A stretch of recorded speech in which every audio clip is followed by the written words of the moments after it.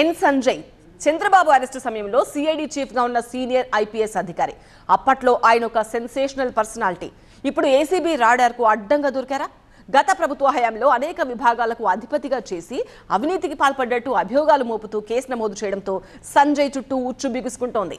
మరో సీనియర్ ఉన్నతాధికారి తుమ్మా విజయ్ కుమార్ రెడ్డిని సైతం అరెస్ట్ గండం వెంటాడుతోంది. గతంలో చక్రం తిప్పారు, ఇప్పుడు బోనులో నిలబడ్డారు.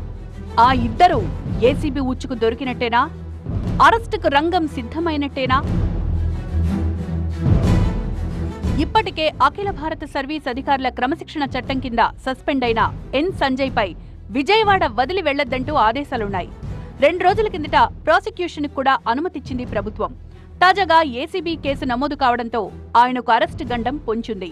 సిఐడి చీఫ్, ఫైర్ సర్వీసెస్ ఏడీజీగా కీలక పదవుల్లో పనిచేసిన సంజయ్ 1,75,00,000 మేర ప్రభుత్వ నిధులు దుర్వినియోగం చేసి నొప్పి మాయం, సర్జరీ దూరం, మోకాలు మరియు నడుము నొప్పులను ఇకపై భరించాల్సిన అవసరం లేదు. ఆపరేషన్ లేకుండా అత్యాధునిక చికిత్స. Indo British advanced pain clinic అధునాతన సాంకేతికతతో ఇప్పుడు బంజారా హిల్స్ తో పాటు మదీనాగూడలో.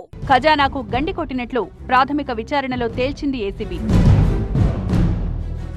అగ్నిమాపక శాఖ ఎన్ఓసీలను ఆన్లైన్లో జారీ చేసేందుకు అగ్ని ఎన్ఓసీ వెబ్సైట్, మొబైల్ యాప్ అభివృద్ధి, నిర్వహణ, 150 ట్యాబ్ల సరఫరా కాంట్రాక్టును సౌత్రికా టెక్నాలజీస్ అండ్ ఇన్ఫ్రాకు అప్పగించారు సంజయ్. కానీ పనులు జరగకుండానే 59,93,000 చెల్లించారు అన్నది ఏసీబీ అభియోగం.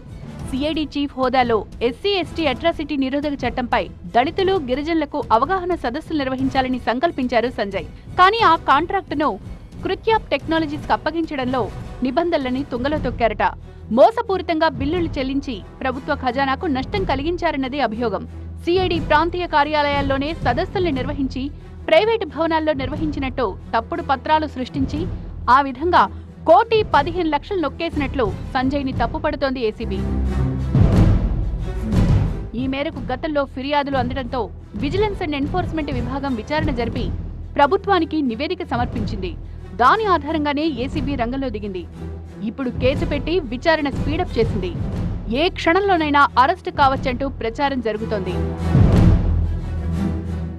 తుమ్మా విజయ్ కుమార్ రెడ్డి జగన్ ప్రభుత్వ హయాంలో సమాచార, పౌర సంబంధాల శాఖ కమిషనర్గా, ఎక్స్ అఫీషియో కార్యదర్శిగా పనిచేశారు.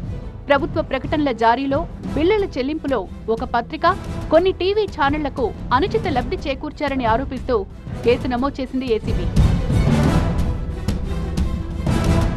ప్రభుత్వ ప్రకటనలు జారీ చేయడానికి ఒక నిబంధనావళి ఉంటుంది. సర్క్యులేషన్, వ్యూయర్షిప్ ఆధారంగా టాప్ 3 పత్రికలు, టీవీ ఛానళ్లలో ఒకదానికి తప్పనిసరిగా ప్రకటనలు ఇవ్వాల్సిందే. మిగతా 2 చాయిస్ తీసుకునే అవకాశం ఉంటుంది. కానీ మొత్తం ప్రకటనల్లో 43% వైసీపీ సానుకూల మీడియా సంస్థలకే ఇచ్చారని, అందుకోసం టారిఫ్ రికార్డులు కూడా మార్చినట్లు ఏసీబీ కేసు నమోదు చేసింది. వాణిజ్య ప్రకటనలు జారీ చేసే క్రమంలో పత్రికల సర్క్యులేషన్ను పరిగణలోకి తీసుకోవాలని, పత్రికా స్వేచ్ఛకు విఘాతం కలిగించేలా వ్యవహరించకూడదని సుప్రీంకోర్టు చెప్తోంది. కానీ విజయ్ కుమార్ రెడ్డి తీసుకున్న నిర్ణయాలు ప్రభుత్వ ఉత్తర్వులకు, సుప్రీంకోర్టు మార్గదర్శకాలకు విరుద్ధంగా ఉన్నట్లు ప్రాథమిక విచారణలో తేలింది.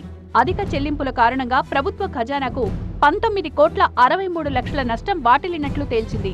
ఎన్ సంజయ్, తుమ్మా విజయ్ కుమార్ రెడ్డి ఇద్దరు సీనియర్ ఉన్నతాధికారులు.